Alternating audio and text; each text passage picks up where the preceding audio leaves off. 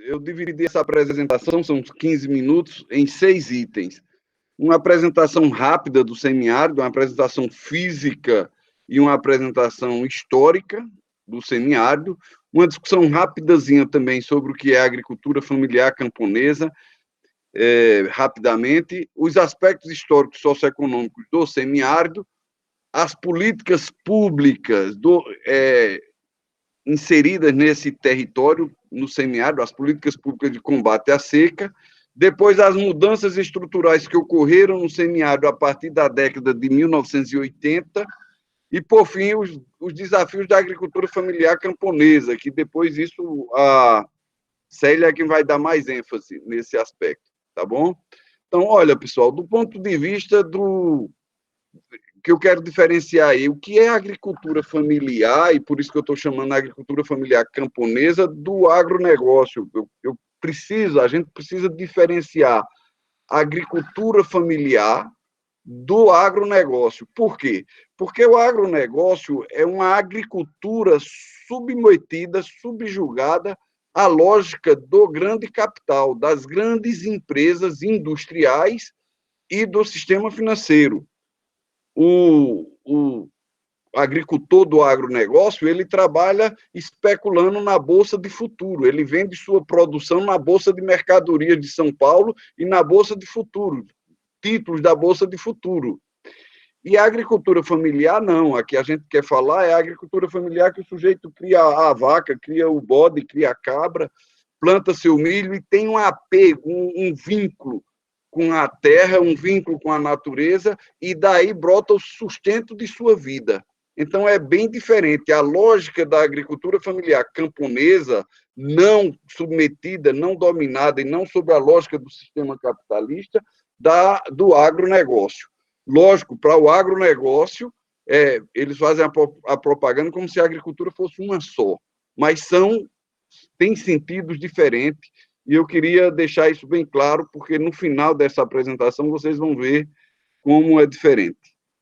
Bem, pessoal, aqui Salomão está assistindo, Aldri, que são do INSA, essa é a demarcação territorial do semiárido, e aqui os critérios que definem o território semiárido. Precipitação pluviométrica abaixo de 800 milímetros, índice de aridez em torno de 0,5, e um percentual de déficit diário hídrico de 60%. São essas as características do semiárido. O semiárido brasileiro hoje tem uma área total de 1.127.000 quilômetros, né? Uma população praticamente de 28 mil milhões de habitantes, é um território, você tem uma ideia, pega aí o Uruguai tem 4 milhões de habitantes, Paraguai 5 milhões de habitantes.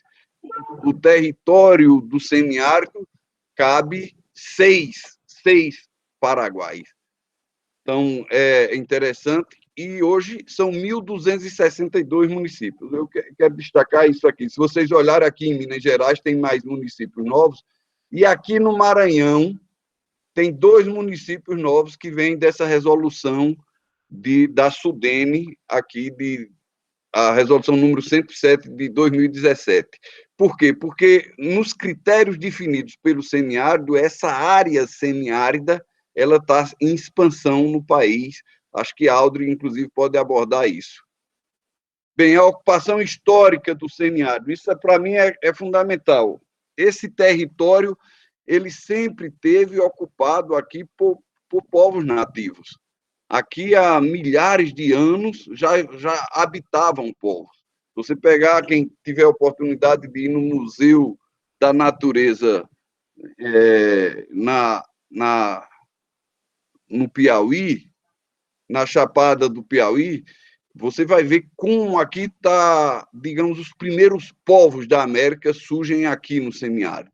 Mas eu vou falar aqui também da ocupação que houve pós-domínio europeu.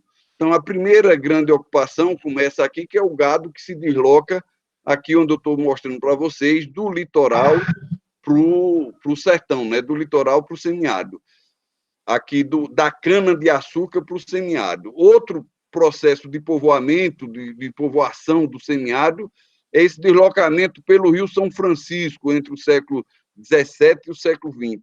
Outro também pelo rio Parnaíba, foi outro processo de ocupação aqui com gado.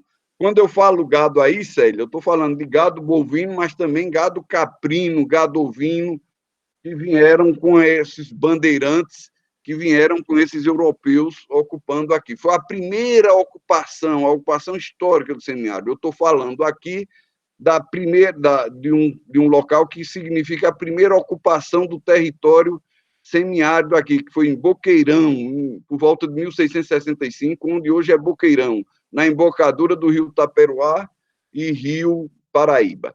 Depois vieram a ocupação com o algodão. Resultado da Guerra de Secessão nos Estados Unidos, as terras secas que nos Estados Unidos produziam algodão para alimentar o nascimento da indústria têxtil britânica, essas terras secas, em função da Guerra Civil, foram substituídas pelas terras secas do Brasil. E aí, aqui foi um fluxo enorme de imigrantes de algodão para cá. Aqui que se criou uma população muito intensa que veio para cá nesse período. E isso criou uma economia baseada em gado, algodão e policultura de subsistência. Eu estou falando aí, repetindo, reproduzindo os estudos de vários, João José Reis, mas, sobretudo, do grande Celso Furtado, 100 anos de Celso Furtado esse ano, e, digamos, o maior economista, historiador ou de história econômica que esse país teve. Então, resultado disso, se fundou aqui uma economia de base latifundiária, com o predomínio do algodão, do binômio algodão e gado, algodão e policultura de subsistência. Isso predominou, pessoal, por muito tempo aqui no semiárido. Foi essa a estrutura criada desde o século XVIII até agora, no final do século XX, até os anos 80 do século XX.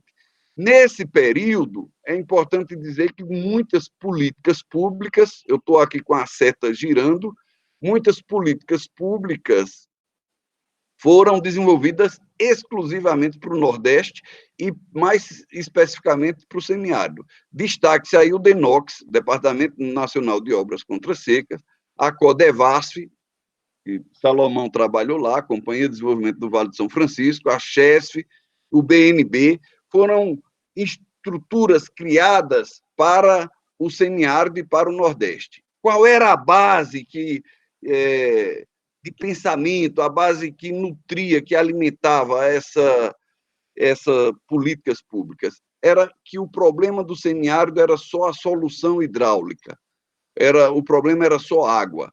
Não se discutia as causas econômicas da desigualdade econômica, da fome, da emigração. Não se discutia as causas da concentração fundiária. Eram políticas públicas que serviam para alimentar a estrutura que nós tínhamos aqui, que era uma estrutura muito bem-vinda para o desenvolvimento do Sudeste, porque era uma estrutura, como o professor Darcy Ribeiro chama, de expulsar gente. Então, era essa a visão, a tese de todas essas políticas públicas, de solução hidráulica, sem discutir os problemas econômicos, políticos e sociais. A ciência produzida nesse período sobre o semiárido foi muito pouca. Não se produziu uma ciência original, conhecendo as terras secas, conhecendo o que era, por exemplo, o bioma Caatinga, o que é o bioma Caatinga, as condições climáticas, a diversidade de solo, a diversidade de clima que tem no semiárido, as possibilidades que tem as terras secas. Havia um desconhecimento e uma desvalorização dessas possibilidades. Em 1958, 1960, Celso Furtado, esse grande brasileiro, grande paraibano, que a gente tem que lembrá-lo nesse centenário dele, Celso Furtado cria a Sudene, e a Sudene tenta alterar os rumos dessa região Nordeste e do semiárido. Como? Ele propõe uma reforma agrária, democratizar a terra. Celso Furtado, ele trabalha muito próximo com Josué de Castro, trabalha muito próximo com Guimarães Duque. Josué de Castro e Guimarães Duque afirmam, depois de profundos sobre o semiárido, que o problema do semiárido, o problema da fome, se resolve com terra. Se você dá terra, se o sujeito tem acesso à terra, nessas terras secas, ele criando uma ovelhinha, uma cabra, uma vaquinha, uma galinha, ele resolve o problema da fome, que era o mais grave. Então, ele sugere reforma agrária como a base das soluções do problema do semiárido e valorizar as potencialidades locais. Isso são teses de Celso Furtado. Desenvolver uma indústria local. São esses o tripé das teses de Celso Furtado para esse território. Infelizmente, não é, o golpe de 1964 e a ditadura expulsou o Celso Furtado do Brasil, ele teve que ir para a Europa, foi viver na Sorbonne, e essas propostas aqui, que ele tinha dito como base para resolver os problemas no semiárido, amenizar os problemas no semiárido, elas foram abandonadas. A não ser o desenvolvimento da indústria, que foi feito um incentivo à indústria vindo de fora para o Nordeste. Olha, eu resumo que essa era a visão do semiárido desse período. O semiárido era tido como lugar da desigualdade, um lugar da fome, da miséria, era um espaço de economia excludente. E havia uma imagem construída de que era uma região inóspita, uma região naturalmente pobre. Resultado dessas políticas, houve forte processo de desertificação, de fome, pobreza e emigração. Eu vou voltar aqui. A emigração, pessoal, é uma coisa importante. Nesse período, o semiárido perdeu para outras regiões do Brasil, sobretudo para o Sudeste, 12,5 milhões de pessoas. Foi ser mão de obra barato do desenvolvimento industrial do Sudeste, um desenvolvimento industrial de indústrias internacionais que vieram submeter a economia brasileira. Bem, chegou a década de 80. A década de 80 tem mudanças substanciais no semiárido brasileiro. Mudança por quê? Porque há uma falência do sistema de produção, algodão, gado. A falência do algodão puxou também para a dificuldade econômica o gado, já que o algodão era um dos principais fatores de alimentação do rebanho do semiárido. Essa estrutura era mantida, sobretudo, pelo latifúndio.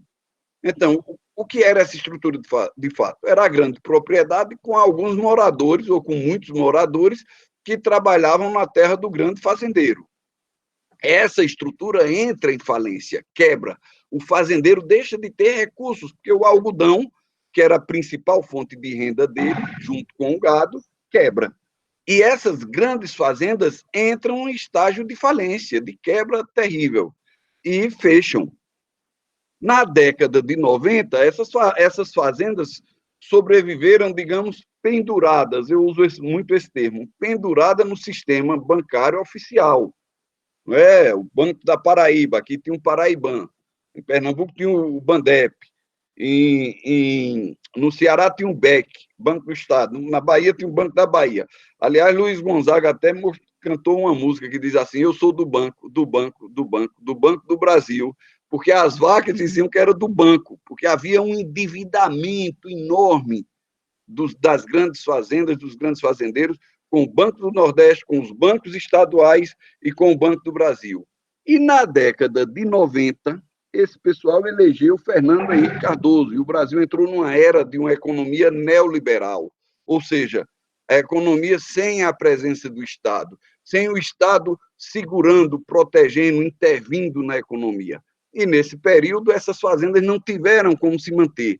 Nesse período, essas fazendas faliram e viraram assentamentos da reforma agrária. Acabou os subsídios bancários e essas fazendas desapareceram, as grandes fazendas, ou diminuíram muito. Eu estou falando aqui do sítio Emas, no município de Caturité. Aqui tinha pelo menos 6 fazendas de Antônio Gomes, que era um grande proprietário de terra aqui, que eram todas mantidas pelos recursos da Sudene. Fazenda Paus Brancos, Fazenda Pedra Branca, Fazenda Charneca, Fazenda Mineiro, só para dizer algumas. Nessa mudança, o que é que acontece? Se altera a condição física objetiva do semiárido. Essas grandes fazendas viram, na sua maioria, assentamentos de reforma agrária. Outras são vendidas por partes, por herdeiros, que ficam pequenas propriedades. E aí entram novos elementos, entram movimentos sociais, entram movimentos com uma visão política forte de agricultura familiar. Aí entra nessas áreas o MST, um movimento com uma visão muito intensa de reforma agrária, de democratizar a terra, de fazer o pequeno, o sem terra, que foi expulso daqui, que foi morar na periferia das cidades, voltar e ter seu taco de terra para trabalhar. Esse processo acontece também no semiárido brasileiro, e isso explode, digamos, nos anos 2000. Isso consolida uma nova forma de ver o semiárido. Em vez daquelas políticas de combate à seca, que, digamos, alimentava a estrutura dominada pelo latifúndio, surge uma política de convivência com o semiárido. A gente passa para um paradigma de convivência com o semiárido. E surge aí muito forte a agricultura familiar, tanto nos assentamentos como fora dos assentamentos. E aí surgem várias organizações sociais, destaque, não é? Surgiu já nos anos 90, se fortalece nos anos 2000, destaque para a ASA, que Célia fala hoje representando a ASA, e o conceito novo de uma agricultura voltada para harmonizar a relação entre a produção e a natureza, entre a terra que dá a vida e a vida que a pessoa precisa viver. Então, essa é a estrutura que começa a se mexer no final dos anos 90 e vai se consolidando nos anos 2000. Olha, eu trago um quadro aí só para mostrar como isso é real. Isso aqui é um dado do INCRA, de dezembro de 2017, mostrando que no semiárido, assentamentos do INCRA, não estão aí os assentamentos dos estados. Por exemplo, a Paraíba, digamos que tenha, aqui, Paraíba, tem 197 assentamentos do INCRA, tem pelo menos 100 assentamentos do ITERPA, que é o órgão de reforma agrária do estado da Paraíba. A Bahia, outro tanto, Pernambuco, Ceará. Então, aqui, de assentamentos rurais, hoje são cerca de 4.000 assentamentos rurais. E aqui, ó, 1 milhão, praticamente 1.300.000 famílias assentadas nesses 2.246 assentamentos. Então, isso é outra realidade do semiárido. O semiárido agora está coagulado de agricultores, de pequenos agricultores, de agricultores poceiros que têm posse de pequenas áreas de terra. Essa é a realidade, eu acho que Salomão conhece esse gráfico. Essa é a realidade do semiárido hoje. Na realidade, um pouco mais, não é, Salomão? Aqui nós saímos de 89% da zona rural do semiárido ser de agricultura familiar para 90%.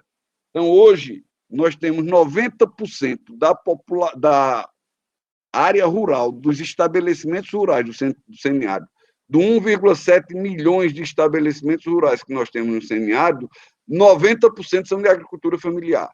Apenas 10, 11% de agricultura não familiar. O que é que nos deixa triste? Esses 89% de agricultura familiar, companheira Célia, só detém 43% das terras. 57% das terras no semiárido ainda estão com esses 11, 10% que não são de agricultura familiar. Palavra de ordem. Nós temos que democratizar a terra no semiárido, nós temos que fazer reforma agrária no semiárido também. Porque aqui tem concentração fundiária. E essa concentração fundiária gera uma situação ruim, né? Porque, por exemplo, nós estamos no semiárido onde o módulo fiscal é no mínimo 30 hectares. Aqui na região do Caturité, o módulo fiscal é de 60 hectares. E nós temos, na área média dos estabelecimentos do semiárido, 5 hectares. Isso é muito pouco e dificulta a produção, dificulta, digamos, o desenvolvimento do bem viver numa área tão pequena. E é resultado da concentração fundiária. Pessoal, quais são os desafios dessa agricultura familiar, camponesa, de base agroecológica no semiárido que a gente aponta? E, lógico, a ASA, a Articulação do Semiárido, o Movimento dos Pequenos Agricultores, o MST, o Movimento dos Atingidos por Barragem, a Caatinga, o IRPA, várias e várias, o CERTA tem muito mais condições e uma gama muito maior de elementos sobre isso. Jonas, diga. Já passou mais de 20 minutos já, cara.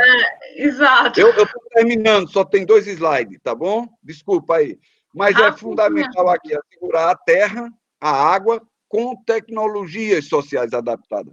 Então, o INSA, o Instituto Nacional do Semiárido, doutor Salomão, doutor Aldri, precisa estar desenvolvendo tecnologias que beneficiem esses 89% da população. Entendeu? É esse o desafio. É o desafio de levar a... Eu não estou conseguindo o slide, esse último slide. É levar tecnologia, conhecimento, junto com o produtor, junto com esse conhecimento tradicional espetacular dos povos do semiárido, construir tecnologias alternativas para o semiárido. E aí eu coloquei esse último slide, a agricultura familiar camponesa, como sendo a unidade central no semiárido para tudo isso que eu falei anteriormente. Pessoal, desculpa o tempo, eu nem deu para falar desses últimos slides por conta da pressa, e depois a gente abre para o debate. Desculpe aí, obrigado. Obrigada, Jonas. Eu mostrei a plaquinha não sei quantas vezes, mas tu não conseguiu ver, não. Eu nem Tem um olhei. pessoal que está tendo problema para entrar na plataforma. Eu mandei o link aí para vocês no chat. Tentem repassar esse link para essas pessoas, porque houve um problema. Hoje de manhã, a gente descobriu uma forma de gravar o debate. E aí, para isso, eu precisei trocar minha conta do Gmail. E aí, a gente mudou o link, né? E não sei se chegou até essas pessoas. A gente espera um tempinho, ver se elas tentam aí, para liberar, porque não apareceu para mim o pedido para ser liberado para o debate. O que é que vocês acham? Espera um pouquinho essas pessoas tentarem por esse link? Eu acho que não, Mainara. As pessoas vão demorar a acessar isso e a gente, em respeito às pessoas que estão aqui, deve continuar.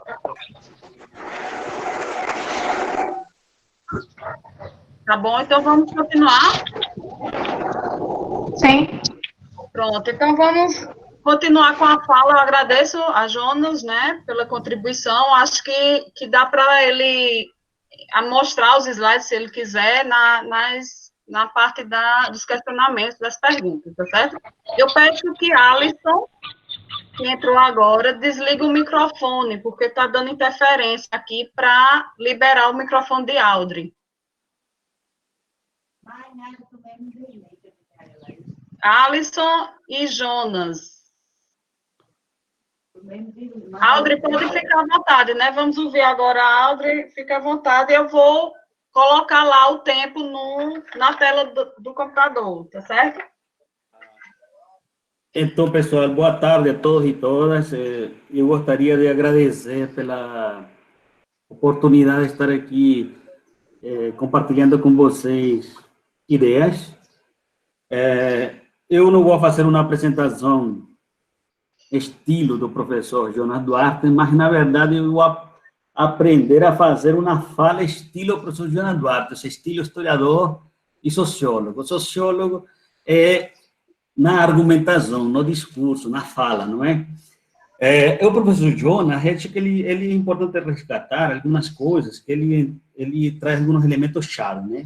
Que enxergamos a realidade, segundo, nosso olhar, ou seja, enxergamos um semiárido em função de nossa origem orgânica, acho que isso é importante, e ele traz outro elemento que eu vou debater aqui, que foi solicitado, discutir o conceito de agroecologia, e pela fala dele, a gente pode perceber que o conceito de agroecologia, ele se funde, né, com o conceito de convivência, como elementos indissociáveis. Acho que esse elemento ele traz muito forte na sua fala, especialmente porque ele discute elementos como a democracia, que para uma agroecologia de sucesso no semiárido, é necessário a democratização da água, terra, biodiversidade e meio de produção. E, por outro lado, ele traz um elemento filosófico, onde ele discute que o fenômeno da seca ele é natural, com o qual a sociedade pode conviver bem.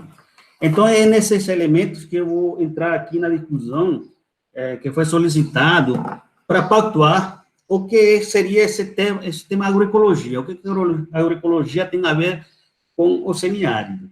Tá? Então, eu vou, na minha fala, vou trazer esse conceito para este webinar, ou este seminário, ou esta live, como vocês quiserem chamar, e, a partir desse elemento, eu gostaria que vocês me façam perguntas para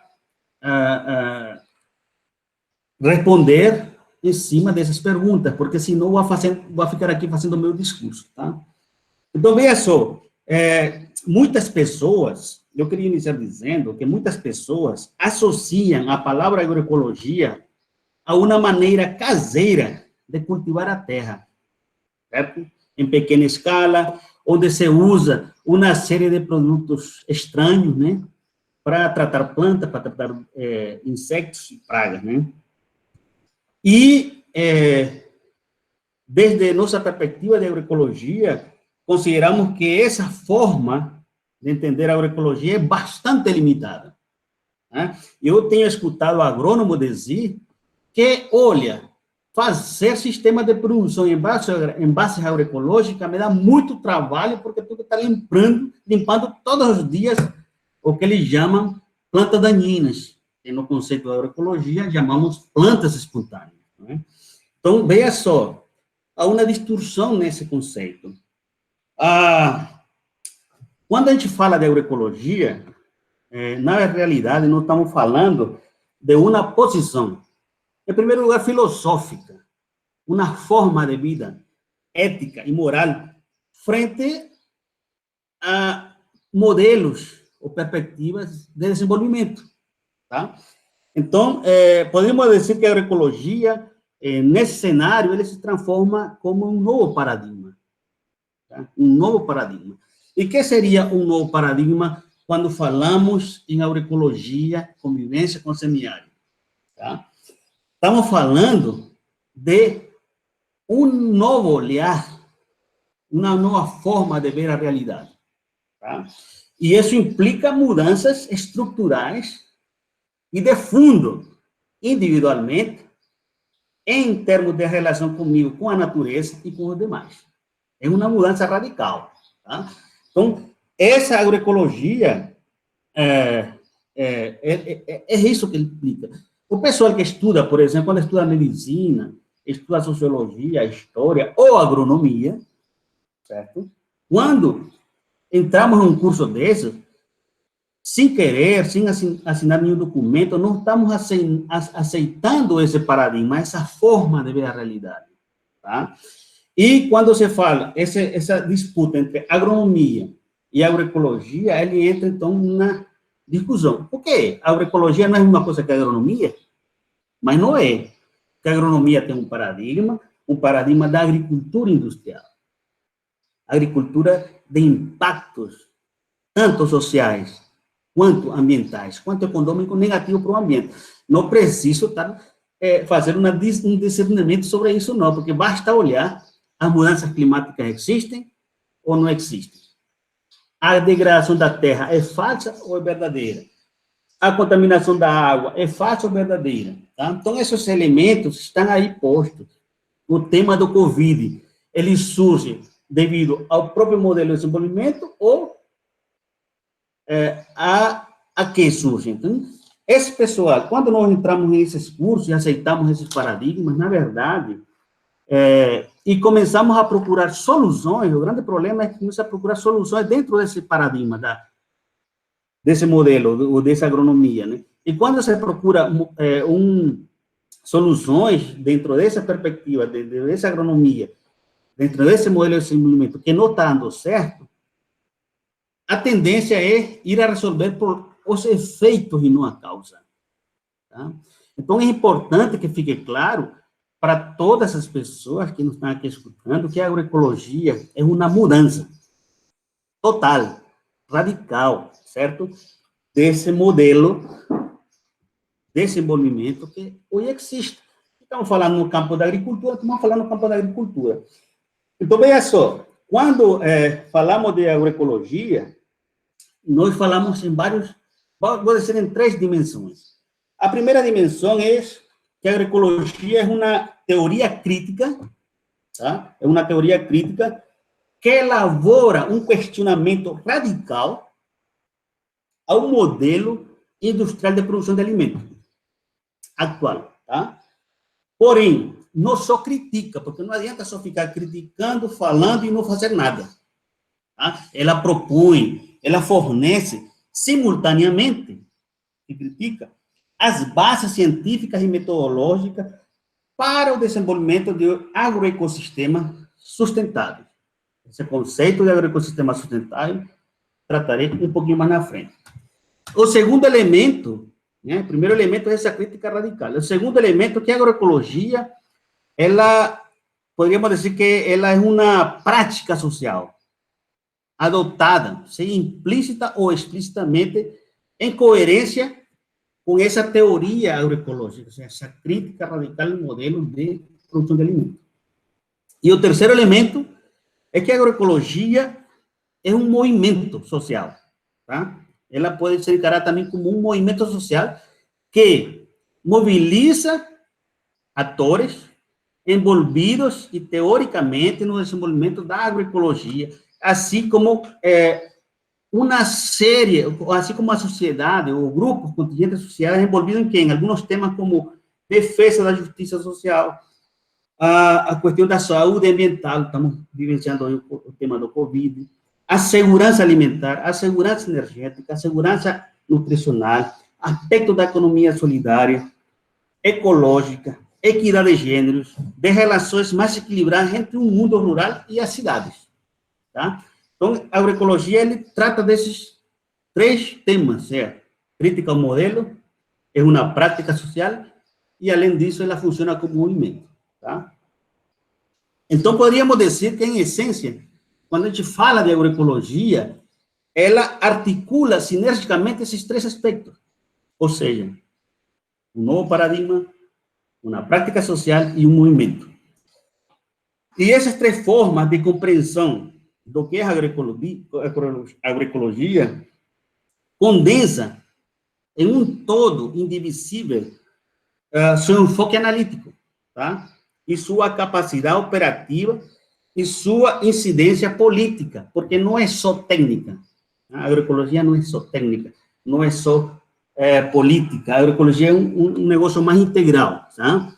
Então, quando falamos, o pessoal fica criticando no âmbito da ciência, mas cientificamente que é a agroecologia, tá? E a gente diz que a agroecologia, em termos de ciência, baseia basicamente na aplicação de conceito da ecologia para o estudo e desenho e manejo de agroecossistemas sustentáveis. Quando falamos de agroecossistemas sustentáveis, estamos falando em quê, pessoal? Estamos falando na diversificação agrícola, porém, intencionalmente projetada, tá? Para promover interações biológicas e sinérgicas benéficas entre os componentes de um agroecossistema. Um agroecossistema é composto por quê? Por solo, ou seja, terra, água, família e meio de produção. E, essencialmente, depois, todos os assuntos relacionados com a comercialização desses alimentos saudáveis, tá? Então, quando se fala agroecologia, estou aqui reafirmando o conceito que, se queremos entrar nesse assunto, é necessário entender o agroecossistema como um todo, né? Suas interações ecológicas, suas interações sociais, suas interações culturais, suas interações políticas, econômicas, né? E organizacionais que ocorrem tanto no tempo, nesses espaços, associando ou interligando o saber popular com o saber acadêmico. Precisamos que ambos conhecimentos dialoguem, tá? para resolver problema objetivo da realidade e não ficar divagando, publicando, fazendo papers, artigos científicos aéreos, mas sim coisas aterrizadas, tá? Que acredito que esse é necessário, então, contextualizar aqui quando falamos desse aspecto da agroecologia. E eu queria dizer, então, destacando que os elementos que o Jonas traz, eles têm uma convergência muito forte, né? Tanto você olhar para esse aspecto histórico, né, socio-histórico, quanto a situação atual que estamos vivenciando no semiárido. E a agroecologia, ela surge, então, como uma alternativa, certo?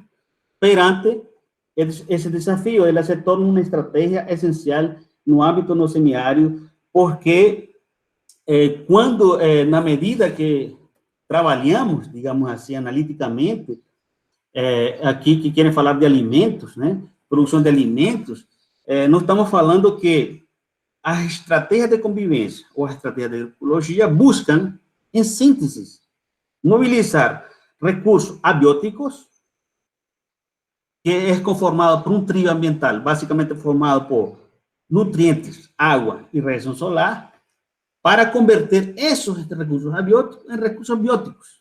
Né? Essa conversão geralmente resulta através mediado de um processo ecológico histórico que se chama fotossíntese em uma biomassa. Né? Quando um agricultor, um camponês forma essa biomassa, ela gera valores de uso e de troca.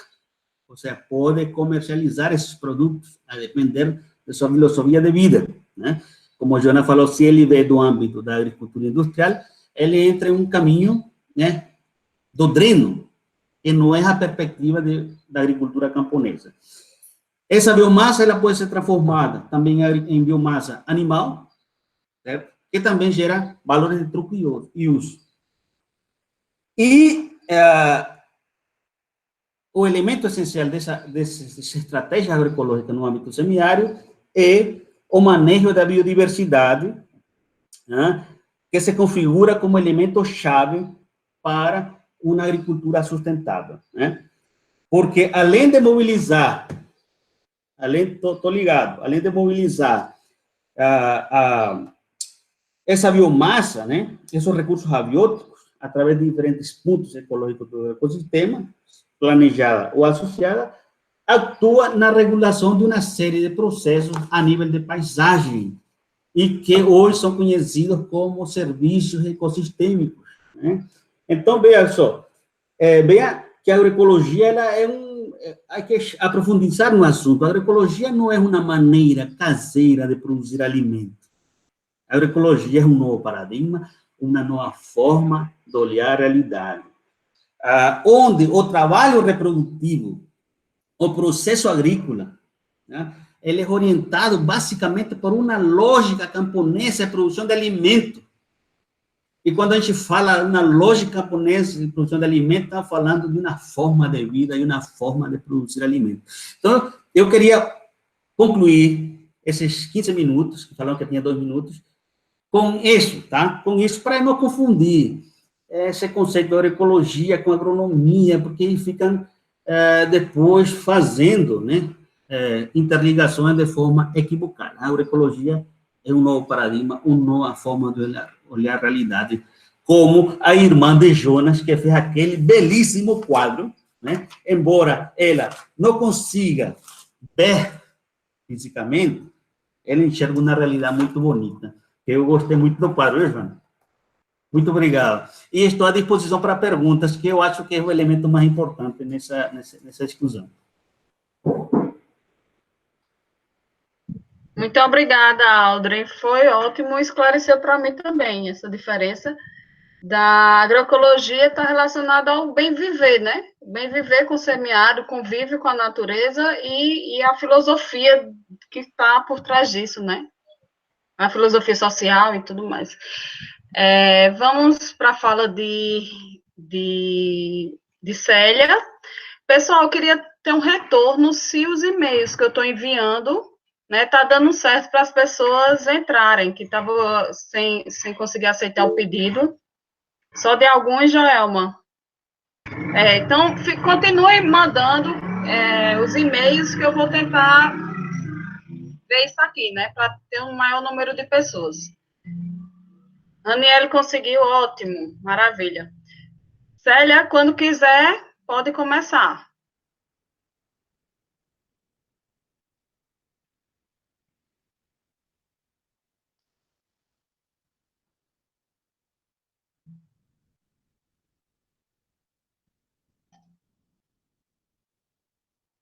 Célia? A gente não consegue visualizar teu slide. Oi. Eu não estou conseguindo visualizar o slide. Ai, e agora? Bora lá. Eu preciso de ajuda universitária. Então, agradecer o convite do Instituto para estar fazendo essa apresentação, essa roda de diálogo, né, essa conversa entre todos que estão participando. Dizer que para mim é sempre uma alegria estar participando desses momentos de reflexão. Bom, como eu só tenho 15 minutos, todos me ouvem? Aqui eu estou te ouvindo tranquilo, tá ótimo. Já está apresentando, né? Não, a apresentação a gente não consegue ver. Alguém mais está conseguindo visualizar a apresentação? Consegue. Sim, eu estou vendo a apresentação, Mainara. Tá tudo normal. Procure outra Célia aí, tem vários do casaco. Ótimo. São duas Célias. Então, tudo bem, pode iniciar, Célia. Se o pessoal está vendo, tá ótimo. Bom, então é um pouco cruel, né? Fazer uma apresentação depois de Jonas e Audrey. E para mim é uma honra estar no meio dessas duas pessoas ilustres, que são batalhadores e defensores do semiárido, da agroecologia no semiárido e da convivência com o semiárido. Aqui no Cariri, a gente entra nesse debate um pouco atrasado, né? Essa discussão de agroecologia, de convivência semiárido, só inicia aqui nos anos 2000. A ASA Paraíba, ela inicia a sua discussão em 93. A ASA Brasil, em 99. Né? Então, nós temos aqui na Paraíba o seio, né, onde partiu essa discussão sobre convivência com semiárido, e para vocês terem uma ideia, a ASA Paraíba tem 27 anos, e a ASA Brasil hoje com 21 anos, né? E só depois, para poder a gente ampliar essa história da convivência com semiárido, eu trouxe aqui essa apresentação que está aqui o pilar, né, do que é a convivência com semiárido. A gente trabalha esses conceitos de estocagem de água, seja água para casa, seja água para os animais, seja água para a produção de alimentos.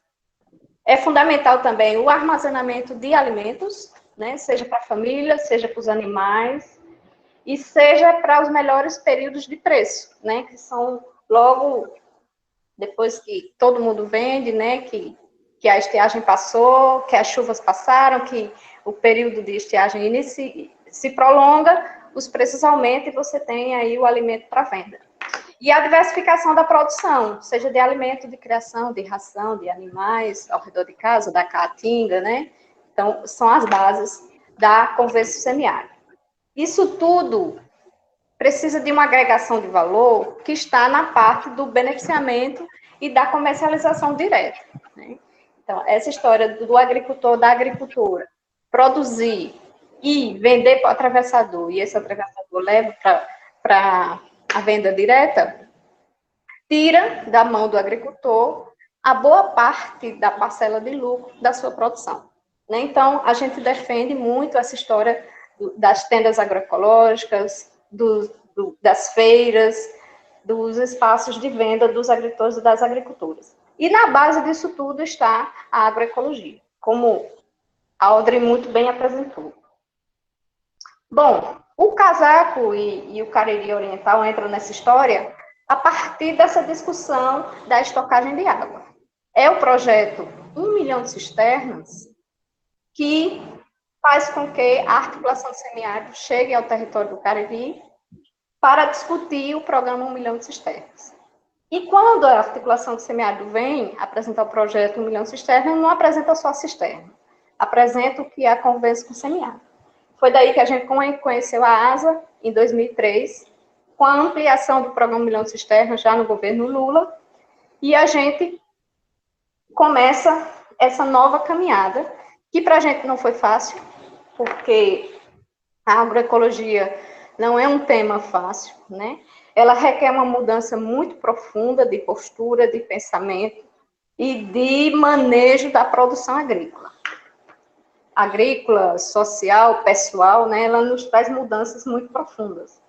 E nessa imagem que a gente está trazendo aqui, não só a estocagem de água na cisterna, mas a estocagem de água nos tanques de pedra, ampliados e melhorados, o velho e bom barreiro, né, porque a tendência, quando o programa 1 milhão de cisternas chegou aqui, a ideia das pessoas era abandonar o barreiro, né, então a gente trabalha a valorização do barreiro, e essa outra imagem aqui é a barragem subterrânea, que a gente nem sabia, nem ouvia falar o que era a barragem subterrânea. Bom, o projeto ele foi avançando e nós decidimos e percebemos que a gente precisava de uma organização aqui na região.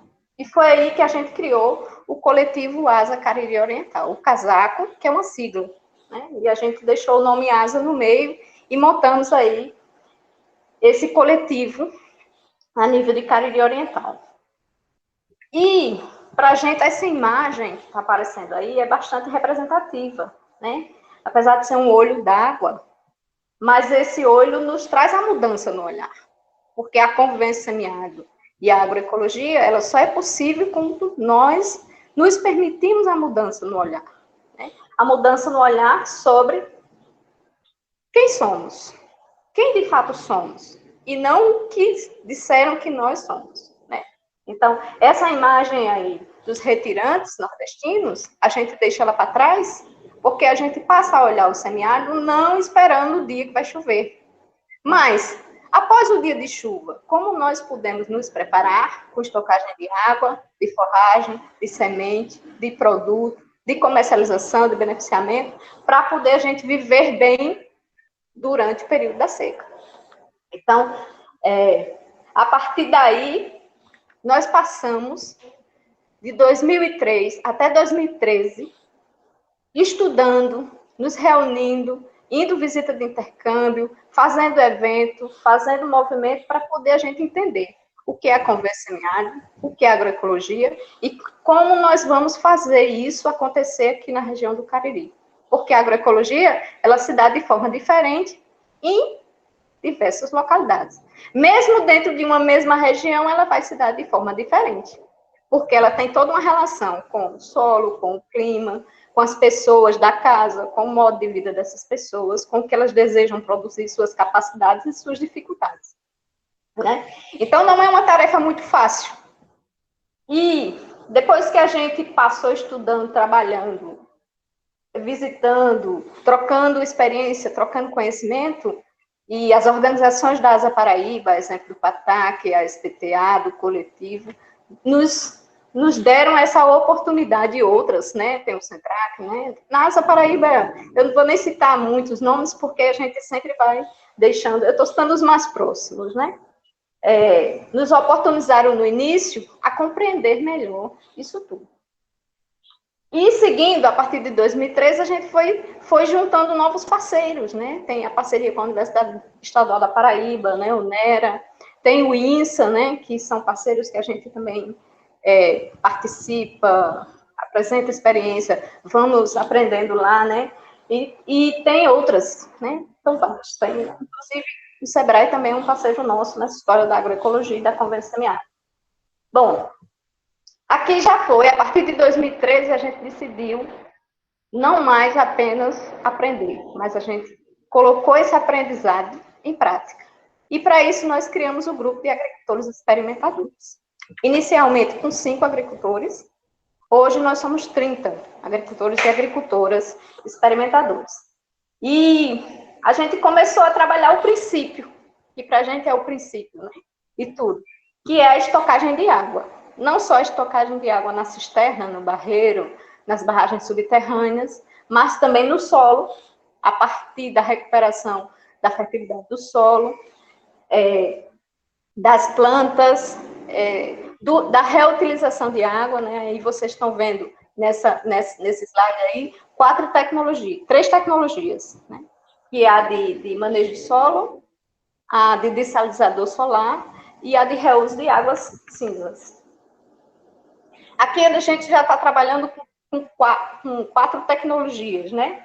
Que é a barragem subterrânea, continuando aí na estocagem de água, a cisterna de enxurrada e a fossa e o biodigestor, que já é na produção de gás, né? E essa fossa biodigestora. E outra forma também de estocagem de água e de recuperação do solo são as curvas de nível, os barramentos de solo, a gente trabalha com manejo de caatinga, né? Então, cada agricultor vai colocando em prática, de acordo com as suas demandas, suas necessidades, os aprendizados que a gente vai trocando entre agricultores e agricultoras. E não poderemos deixar de fora, sendo do Cariri, vivendo no Cariri e do Cariri, a criação animal, né? E as diversas raças adaptadas à região, nativas e adaptadas à região, né? Aqui a gente trouxe a imagem do curraleiro pé duro, né? Que foi uma parceria entre o Casaco e o ISA, né? Então nós temos aqui um plantel de animais, o resgate das galinhas de capoeira e fazendo um trabalho com as mulheres guardiões das galinhas de capoeira, as raças de caprinos adaptados e nativos da região, né? Então aqui nós temos a apresentação de uma cabra landi e um bode mestiço de mochotó com landi, porcos, o resgate das sementes da paixão, as sementes crioulas, sementes que os agricultores têm conhecimento sobre ela, o tempo plantio e o modo como ela se desenvolve. Continuando aí as criações, né, que é as ovelhas, mas a diversificação do ao redor de casa, então a gente passa a dar mais valor ao trabalho das mulheres ao redor de casa, das hortas, da diversidade de produção. E no Cariri também a gente não pode deixar de falar na questão da produção e da estocagem de ração para os animais, né? Então, aqui a gente está trabalhando aqui com 4 tecnologias, né? O silo em sacos, o feno, o silo na lona e as sementes guardadas nos silos de ferro ou bombonas, né? E a produção de farelos, né? Que são a produção de ração para as galinhas. Bom, a gente não pode fazer um trabalho como esse isolado, né? A gente precisa de estar participando de atividades e a agroecologia, no seu pensamento amplo, traz para o centro do debate a participação das mulheres, né? E essa luta contra a violência, essa luta da participação das mulheres, do envolvimento das mulheres na agricultura e da valorização do trabalho das mulheres na agricultura, para a gente é muito importante, né? Então, eu trouxe aí essa imagem da Marcha pela Vida das Mulheres e pela Agroecologia, e é um trabalho que a gente faz em parceria com o Polo da Borborema, a gente está sempre participando, fortalecendo, ativamente, defendendo essa bandeira de luta, né? E não teria sentido para a gente fazer todo esse trabalho, pegar esse produto e vender num comércio comum ou vender um atravessador. Para isso, a gente criou a Tenda Agroecológica do Cariri como um espaço de comercialização desses agricultores e dessas agricultoras. Aqui estão algumas imagens. Como é que está meu tempo? Pronto, entendi. Aqui estão algumas imagens do que a gente produz e do que a gente vende na Tenda Agroecológica do Cariri, né? Vou passar rapidinho para vocês compreenderem, né? Então, aqui a diversidade de produtos lácteos, de cabra, a grande maioria. As carnes de caprino e ovinos com cortes especiais, né? Então, a gente sai da venda de produto frente e traseira, e começa a trabalhar bisteca, lombo, pernil fatiado, e a gente trabalha na embalagem a vácuo, congelando imediatamente após o abate. E os espaços de comercialização, né, seja nas feiras, em Campina Grande, no Museu do Algodão, a feira da UEPB, uma feira em João Pessoa, né, coordenada pela CPP João Pessoa, e sempre a gente está naquela feira regional, que a gente faz na Praça da Bandeira. Existem 3 feiras que a gente faz lá, não em período de pandemia, né, em tempos normais. A gente faz essa participação na feira da Praça da Bandeira. Além disso, a gente trabalhou na perspectiva do buffet da cozinholaria, né, que é a ideia da gente estar fornecendo comida de verdade, né, a agroecologia, nos espaços, nos eventos e nas atividades. Então, aqui está um pouco do trabalho do buffet da cozinholaria. E a bandeira de luta, né, é a história da campanha contra os agrotóxicos, né? Então, dentro da agroecologia, não poderíamos estar de fora dessa campanha contra os agrotóxicos, né?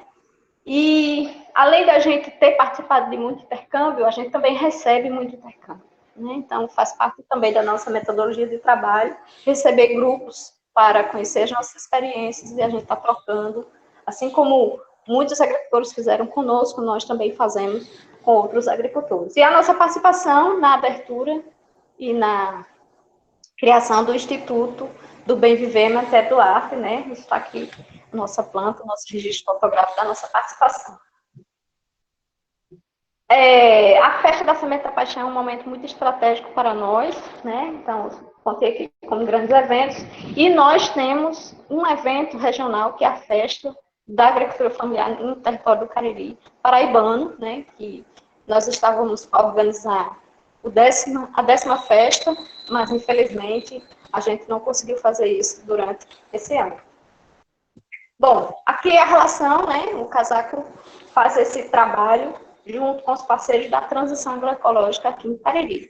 Quando ela vai terminar, eu não sei, mas não é uma tarefa simples, e a gente precisa de muito apoio, de muita ajuda, de muita força, de muita parceria, para, junto com essas agricultoras e com esses agricultores, estar construindo, de fato, a conversa semiárido e a agroecologia aqui no território do Cariri paraibano. Bom, e dizer que, apesar de muita coisa ter sido feita, muita coisa ainda a fazer, né? O combate à erosão, o combate à compactação do solo, a salinização dos poços artesianos. Tem muitos poços que foram perfurados, muito sal, muitos poços salinizados. E se a gente não fizer um bom trabalho, a gente ainda vai perder muito solo aqui no nosso território. Bom, é isso. Eu abro o debate, estou à disposição de todos. E gratidão é a palavra. Muito obrigada, Célia. Foi belíssima a apresentação. Muito bom ver fotografias e a gente perceber como funciona isso na prática, né? Aqui, deixa aberto para alguém se inscrever no chat, não tem ninguém inscrito, mas fiquem à vontade para abrir o microfone e fazer algumas perguntas. Alguém tem alguma pergunta, gente?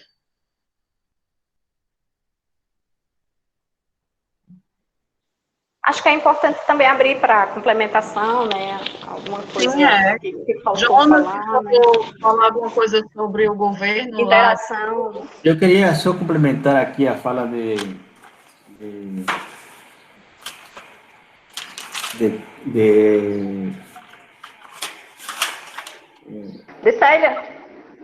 Célia, porque ela trouxe todos aqueles elementos teóricos que eu coloquei aqui de forma prática, né?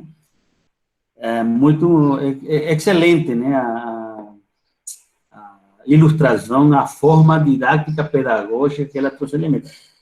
E, imbuído em tudo isso, tem um elemento que ela trouxe aqui, que se chama cadeias produtivas, né? Importante, porque vocês perceberam que eles não trabalharam, que a agroecologia não trabalha com esse conceito de cadeias produtivas, ou como ele chama agronegocinho, ou modernização agrícola, né? Que o Banco do Nordeste financia, que o Banco do Brasil, a Caixa Econômica.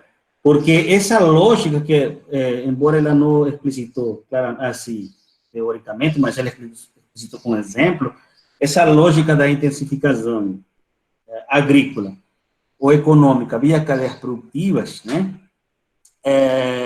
simplificam, né, a dinâmica ecológica, né, e aumentam na crescente dependência de insumos das famílias. Então, esse modelo de cadeias produtivas ou modernização agrícola é importante a gente debater e combatê-lo, porque senão estão entrando com um universo de, hoje em dia, le chamam capitalismo propositivo, ou capitalismo positivo e propositivo, que eles dizem negócio de impacto socioambiental positivo no Brasil. E eu acho que é importante o professor Jonas ele pudesse aprofundar nesse negócio, porque esse modelo de cadeia produtiva, dada a maior especialização dos sistemas de produção de alimento agrícola, torna menos sustentáveis e geram mais impactos ambientais, por muitos mínimos impactos ambientais positivos que se possa gerar. Né? Então, ele é mais negativo porque continua a visão linear. Né? E por quê? Porque ele fica subordinado às relações comerciais. Né? E quando você analisa mesmo, de outra perspectiva, da perspectiva agroecológica, a economia disso, a gente observa que sistemas com modelo de cadeias produtivas ou inovação social, socioambiental de impacto positivo, a gente observa que, por exemplo, a gente pega números, o valor bruto da produção entre um sistema em base agroecológica que trabalha em uma economia multidimensional, ele, né, em termos de recursos, né, a renda agrícola, ele produz 26 mil reais, certo? Ou cadeia produtiva produz 32 mil reais, é mais. Mas quando você vê o índice a relação entre, digamos assim, entre a produtividade líquida efetiva da terra, você vê que o sistema agroecológico, ele pode produzir por hectare mais ou menos R$ 1.500, enquanto, digamos, esse sistema de cadeia produtiva, ele pode produzir mais ou menos R$ 1.500, enquanto no sistema agroecológico, ele pode produzir mais ou menos, dados que a gente está levantando, ainda precisa quantificar mais, em torno de R$ 1.800. Ou seja, é necessário, se ele traz esse conceito, né, de cadeias produtivas, nesse que vale a pena a gente fazer essa reflexão. E a outro ponto que se ele traz é o debate, né, entre o modelo de cadeia produtiva, ou seja, o modelo de gestão econômica comandado pela rede do mercado, né, que assume esse fluxo linear, destinando a converter recursos mobilizados na propriedade, certo? Ou recursos mobilizados no mercado para o mercado, e o sistema de produção de alimentos camponeses, que o pessoal chama de agricultura familiar, mas vamos chamar camponeses, porque há um conceito histórico, político imbuído nisso aí, que olha, que converte os recursos ecológicos em meio econômico, mediante intercâmbio de matéria e energia entre a esfera natural e a esfera social, que nós chamamos de, no âmbito da agroecologia, de metabolismo sociológico. E esse metabolismo sociológico se refere ao quê? Que a força do trabalho que aciona o capital é a própria família, certo? E a família não se organiza para se apropriar do trabalho alheio, tá? Isso é importante, isso tudo tem imbuído no conceito da agroecologia, no que Célia está trazendo aqui com esses exemplos práticos, né? Embora ele ficou mais no aspecto produtivo, mas também ela trouxe algum elemento do gênero, mas certamente devem ter outros elementos. E esse sistema, esse conceito que a Célia traz aqui, imbuído nela, é que os meios de produção e trabalho, dado que são das próprias famílias, eles tendem a quê? A cuidar melhor a terra, cuidar melhor a água, cuidar melhor alimentos, cuidar melhor a família, cuidar a relação entre as pessoas. Então, isso é o elemento que Célia colocou aí, me parece importantes. E fica aí o debate, se o professor Jonas quiser aprofundar nesses assuntos, viu, professor Jonas? Que tem tudo a ver, né, com tudo que você colocou em sua primeira apresentação. Aliás, nossas apresentações são convergentes em vários aspectos. Eu posso falar, mas Naru, tem alguém inscrito? Pode falar, Jonas, tem ninguém inscrito, não. Mamãe fez uma fala aqui para mim, depois da tua fala eu passo, que ela... A pergunta dela, né, o questionamento dela. Certo, primeiro, dar os parabéns a Audrey e a Célia. Excelente, Célia, tua fala, excelente, Audrey, esclarecedor, tua fala, e Célia com exemplo prático, eu acho que completa bem essa reunião, esse bate-papo, live, sei lá o que pode ser chamado isso, mas completa bem isso. E eu queria destacar, a partir do que a Audrey colocou, dois aspectos. Primeiro, observem, diante dessa pandemia, quem tem condições de socorrer, eu vou usar o termo, porque o termo é esse, socorrer a humanidade. Quem tem condições hoje de se colocar para a humanidade o que ela precisa de básico é a agricultura familiar. Se você observar aqui no Brasil, a agricultura familiar, com esse conceito que Audrey colocou, com detalhes, com profundidade, uma agricultura voltada para a produção da vida dos outros. Porque essa é a diferença básica do agronegócio. O agronegócio é uma produção voltada à acumulação de riqueza, acumulação de capital, no caso de dólares. E a agricultura familiar é a agricultura que produz vida para dar vida aos outros, produz alimentos para possibilitar a vida dos outros, dando vida a ela mesma. Então, essa é uma questão fundamental. Quando você pega, diante da pandemia, quem tem condições de salvar a humanidade. Outra coisa, a agricultura familiar e a agroecologia, como a Audrey trabalhou, como ela procura buscar produzir em harmonia com o meio ambiente, ela não está produzindo novos vírus e ela reduz muito mais a possibilidade da produção de novos monstros perigosos como esse coronavírus. É consenso na ciência que o processo de aceleração de produção de novos vírus é resultado das mudanças violentas que nós fizemos na natureza. Então, a agricultura camponesa, a agricultura familiar, descolada dessa submissão que o grande capital coloca, tem essa capacidade. E aí, a outro aspecto que eu queria abordar, do que Célia falou e do que o Audrey falou, veja, a gente pode dar o exemplo, Célia, aqui do leite de vaca aqui do nosso Cariri. Nós estamos aqui, certamente, na maior bacia leiteira do estado da Paraíba. Mas os insumos que entram nessa cadeia produtiva, como a Audrey falou, são insumos adquiridos fora, adquiridos na indústria e no agronegócio. Então, os recursos financeiros que passam pela mão do pequeno produtor ou do grande produtor de leite, ele passa na mão dele e, via o comerciante local, vai terminar no setor do grande negócio, do agronegócio. Então, a cadeia produtiva dá a ilusão que o sujeito está ganhando dinheiro, quando ele, na realidade, ele está no que os teóricos da economia chamam da subsunção real ao capital.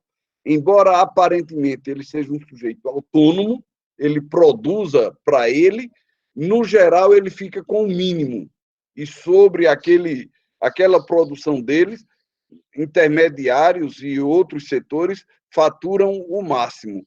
Isso é muito bem explicado, por exemplo, com a produção de frutas na região de Petrolina, onde os colonos produzem fruta para as grandes indústrias de exportação, os grandes centros comerciais de exportação, e eles amealham, o produtor fica com cerca de 5% do total bruto produzido, do valor bruto produzido. O comerciante, o intermediário, que não produziu nada, ele fica com 25%, 30%. E o intermediário final, lá na ponta, fica com os outros 35%, 40%, ficando a carga sobre o produtor. Então, mudar a lógica da produção, e a agroecologia é fundamental nisso daí, requer também mudar a lógica da circulação da produção, a circulação dos produtos da agroecologia e do objetivo final dessa produção. Essa produção não pode ser para unicamente o lucro e a concentração de riquezas, a centralização de riquezas e o acúmulo de capitais. Ela precisa ser essencialmente para promover a vida e o bem viver das pessoas. E a diferença que Aldrich fez entre cadeia produtiva e produção autônoma de alimentos, por exemplo, as feiras agroecológicas criadas por esse movimento são belíssimas. Permite o preço do produto de qualidade superior chegar na ponta num preço muito menor, aferindo e permitindo ao produtor um ganho muito maior. Essa é a lógica da agroecologia. Desculpa de novo, mas eu achei importante salientar isso que Aldrich colocou. Valeu, Jonas. Célia, quer falar alguma coisa?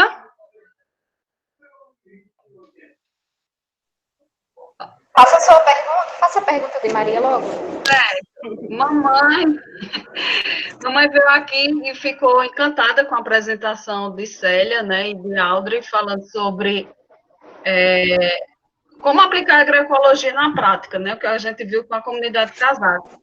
E a preocupação dela é entender quais foram as estratégias que o Casaco fez para incluir os jovens nesse processo de sensibilização, nesse processo agroecológico aí na comunidade. E eu fiquei interessada também, Célia, em saber, vou incluir a minha pergunta também, que é direcionada para você. Como vocês iniciaram o processo, né? Quanto tempo você tem nessa luta da comunidade do Casaco? Eu vi que as mulheres têm um papel primordial aí, essencial nesse processo, como você colocou na apresentação. E eu queria falar mais um pouco sobre isso. Bom, como eu coloquei, a gente inicia em 2003. Até então, nós não sabíamos nada. Eu, particularmente, não sabia nada de agroecologia. Nunca tinha ouvido falar em convivência com semiárido. Todos nós viemos da agricultura convencional, né? O meu pai foi um grande produtor de tomate, de pimentão, né? Então, eu venho desse histórico, né? Minha família vem desse histórico. E, em 2003, a partir do trabalho da Igreja Católica daqui, em a dimensão sócio-transformadora, e foi a partir do trabalho da igreja que eu fui envolvida nesse trabalho da articulação, conheci o trabalho da articulação do semiárido paraibano, né? Inicialmente para a gente construir cisternas. E esse processo de construir cisternas é apenas um instrumento para a gente conhecer o trabalho da articulação do semiárido paraibano, né? Então, as famílias recebem a cisterna, mas o objetivo da articulação do semiárido não é apenas construir a cisterna, mas é fazer com que as pessoas conheçam o que é a convivência semiárido, o que é agroecologia, como é que ela se faz, como ela se dá. Então, não é uma tarefa fácil compreender tudo isso. Quando a gente começa a se envolver, a gente é tomado por um universo de informações muito grande. Inicialmente, a gente fica meio maluco, né, com tanta informação, porque, de fato, é uma mudança, é uma ruptura com um modo de fazer agricultura histórica, né? Eu chamo da agricultura moderna, eu chamo da agricultura do futuro, né? Porque eu acho que a humanidade ela vai evoluindo e ela por si só vai dizer que não quer mais comer veneno, que ela não quer mais comer semente transgênica, que ela não quer, né? Porque isso, o que você come, traz mudanças ao seu corpo, traz mudanças ao seu estilo de vida, traz mudanças à sua vida, né? E não é à toa que tem esse debate aí da relação entre essa pandemia e os sistemas de produção industrial. né? Existe já debate sobre isso. Então, por isso a gente passou 10 anos, entendendo, viajando, fazendo visita no intercâmbio, compreendendo. Então, é um trabalho que, do ponto de vista histórico, ele é recente, né? Nós temos 2013 para cá, 17 anos de envolvimento nisso tudo, né? E é um trabalho muito intenso, porque, apesar dele ser recente, se der uma volta aqui em torno das propriedades desses agricultores, você vai ver o quanto de trabalho, o quanto de envolvimento, o quanto de coisas que são feitas em cada propriedade, porque a transição agroecológica ela não se dá apenas por um setor, né? Não é simplesmente vou deixar de usar veneno, não é só isso. Você tem que ter todo um olhar diferenciado com o solo, porque por que dá muita praga? Porque o solo está fraco. Por que dá muita praga? Porque a água que você está utilizando não é a água ideal, né? Existem diversas relações entre o clima, entre o meio, entre as pessoas, que fazem com que um produto tenha mais praga ou menos praga. Eu estou falando apenas de um ponto, né? E imagine a diversidade de produto que tem ao redor das casas. Então, geralmente, numa pequena propriedade, você tem os sistemas de criação de galinha, o sistema de criação de bode, o sistema de criação de ovelha, de porco, a horta. Então, em cada sistema desse, você tem demandas específicas em cada sistema desse, né? Então, são coisas bem complexas e que eu chamo esse grupo de agricultores experimentadores e de agricultoras experimentadoras de grandes heróis.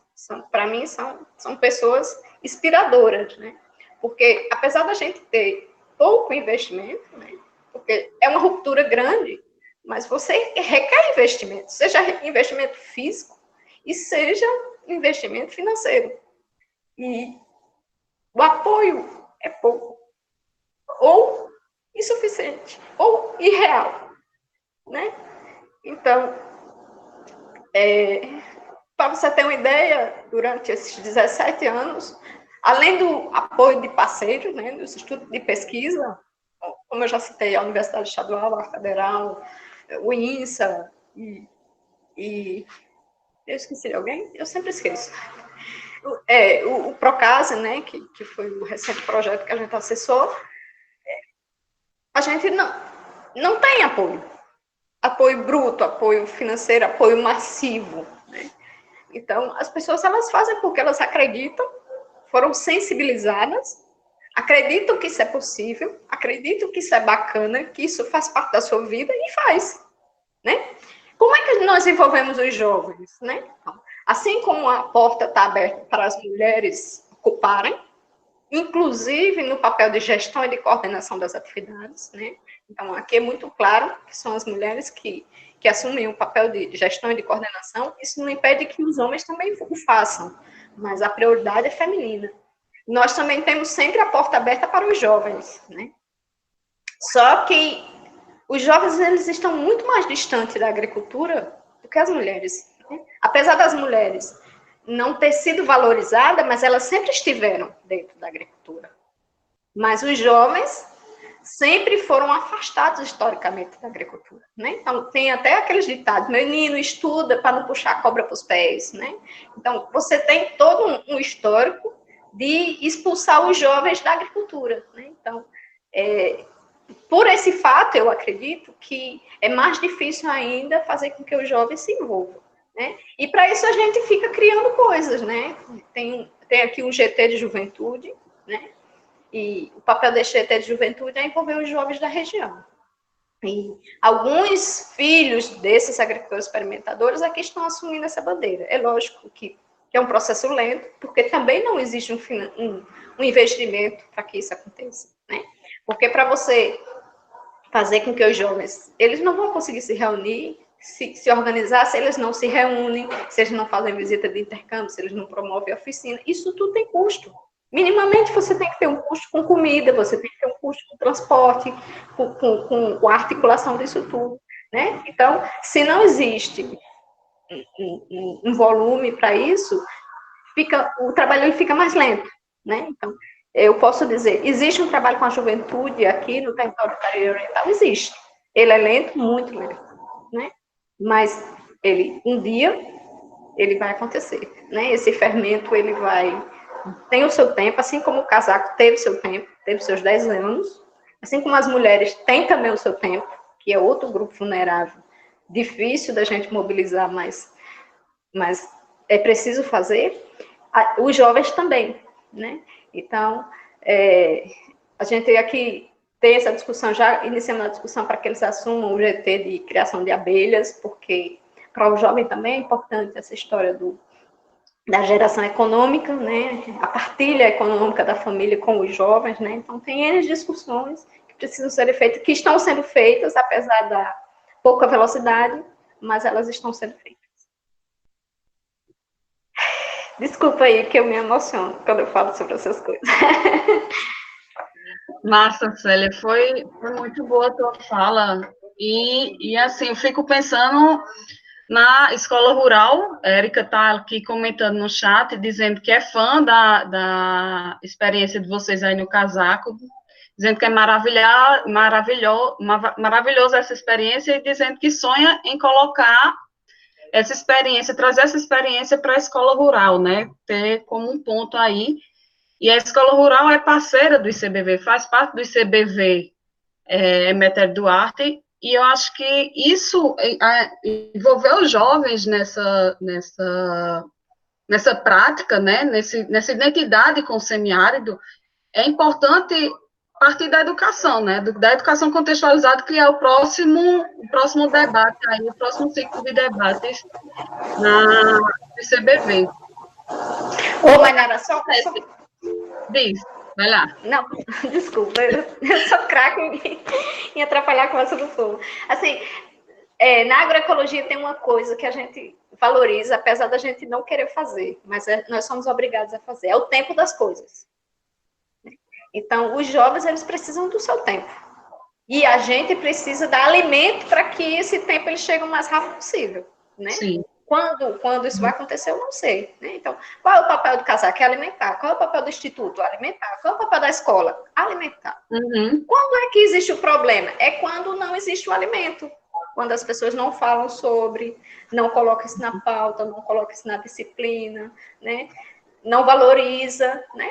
Então, eu acho que é aí onde está o problema. Por isso que eu acho que o Instituto está fazendo um belo trabalho. Quando o Jonas vem provocando, vamos fazer live, vamos fazer debate, né? Às vezes eu fico assim, porque é mais uma tarefa, mas isso é muito importante, né? Que é você fazer com que as pessoas dialoguem sobre, conversem sobre, tenha a possibilidade de estar tendo conhecimento sobre essas coisas, que apesar de ser um novo, mas é preciso a gente estar falando sobre. Desculpa. Mariana, eu queria só fazer uma complementação à fala de Célia. Posso fazer? Audrey, Ieda estava escrita na frente, antes de você fazer o pedido. Tudo bem? Ela fala e depois você vai em seguida, tá certo? Pode passar para ele, Mainara, sem problemas. Eu espero. Tá bom, Audrey, pode falar.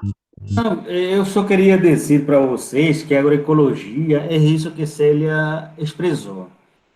Como disse um velho amigo nosso, José de Souza, sem emoção não há paixão. Sem paixão não há compromisso. E o semiárido é um compromisso. A agroecologia é um compromisso. É muito importante essa forma de Célia falar de forma emocionada, porque ela não está falando só com o coração, mas também com a razão. E eu queria deixar assim esse recado, né, na mensagem dela, e destacar que o que ela está falando, ela tem muita força, que especial no semiárido da Paraíba toda, né, que a Paraíba toda, 90% do estado é semiárido, e temos dois graves problemas sérios que precisamos enfrentar. O tema da desertificação, tá? Ou seja, a degradação da terra. Se eu não tenho terra, não consigo produzir alimento. Se eu não produzo alimento, não produzo vida, né? Porque as pessoas não têm como se alimentar, nem para humano, nem para animal, nem para a vida aquática. E esse problema, né, hoje, segundo o Plano Estadual de Combate à Desertificação da Paraíba, afeta aproximadamente 70% do estado se encontra nesse problema. Quando eu degrado o solo, promove uma explosão do que o carbono que está no solo. Vocês sabem que o solo é o terceiro reservatório de carbono do planeta, né? Fora do oceano, né? e dos recursos fósseis, o carbono é o terceiro. Então, na medida que eu destruo o solo, destruo sua estrutura, suas argila, sua silt, areia, suas partículas, eu promovo que aquela matéria orgânica que está contida nele, que se chama carbono, vá para a atmosfera e provoque o aquecimento global, e com isso gera outras problemáticas para a região. Então, o que Célia estava falando é essencial. Então, precisamos trabalhar com jovens, com crianças, como fazer que essas pessoas fiquem nas comunidades. Precisamos apoiar o Geoparque do Cariri, porque essa região do semiárido é um lugar específico para a agroecologia, ou vamos chamar na linha do ecoturismo, né, na região. Então, assim, o que a Célia estava falando, e a emoção dela me estimulou a falar essas palavras, tá bom, Célia? Parabéns aí por sua forma de se manifestar.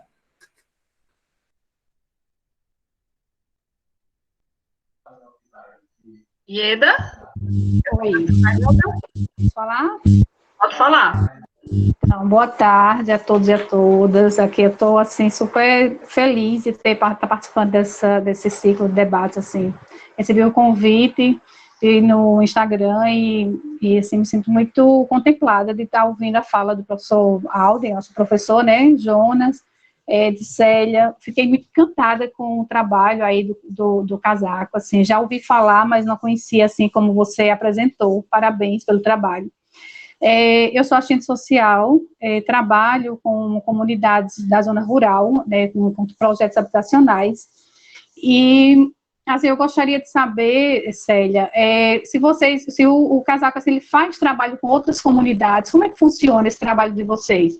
Porque, assim, na parte social que a gente faz com essas famílias, a gente sempre leva alguns palestrantes, a gente leva algumas oficinas, mas eu finalizei há pouco tempo um projeto no Taboado, Sítio Taboado em Boqueirão, porque eu sou do Cariri também, sou da família de Jonas, Jonas Mainara me conhece, Maria, né, da nossa família. Então, assim, eu tenho uma ligação muito grande com o Cariri, por mais que eu moro em João Pessoa, mas a gente não esquece as raízes, né.